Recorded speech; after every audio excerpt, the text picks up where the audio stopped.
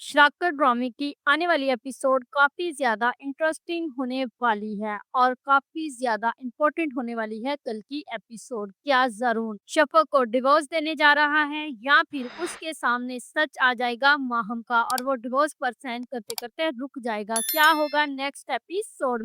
Episode में आप लोग देखोगे कि यहाँ पर एक तरफ जो जरून है वो ये सोच रहा है कि क्यों ना शफक को मैं डिवोर्स दे दूं, क्योंकि वो मेरे साथ रहना ही नहीं चाहती, वो अपनी जिंदगी में मगन है, तो क्यों ना मैं उसे डिवोर्स कर दूं। माहम ये सब कुछ सुनकर और देखकर काफी ज्यादा खुश हो जाती है और अपनी खुशी मनाने के लिए वो राशिद को कॉल करती है और उसके बाद उसे ये सारी हकीकत बताती है। उसके बाद आप लोग देखोगे कि वहां पर वो अपनी माँ को भी कॉल करेगी, तो वहां पर उसकी माँ उसे ये पूछेगी कि आखिरकार तुम ये सब कुछ शफक के साथ कर क्यों रही हो, तुम्हें उससे प्रॉब्लम क्या है? जिस पर माहम कहती है कि मैं उसे इस घर में देखना ही नहीं चाहती। तो यहाँ पर जो माहम है वो जैन के साथ भी तो ज्यादती कर रही है, यहाँ पर वो उसे भी कम से कम हैवी डोज दे रही है जिसकी वजह से वो बीमार रहना शुरू हो चुका है। तो उसकी माँ उसे कहती है कि तुम ये सब कुछ बहुत गलत कर रही हो, उसे समझाने की कोशिश करती है, लेकिन वहाँ पर भी आखिरकार जो माहम है वो लड़ना शुरू कर देती है और ये कहती है कि ये मेरे मामलात हैं, मुझे सुलझाने दे, आप इसमें टांग ना अड़ाएं। तो दूसरी ही तरफ आप लोग देखोगे कि ये सब कुछ कहते हुए वो कॉल बंद कर देगी और इसके बाद जो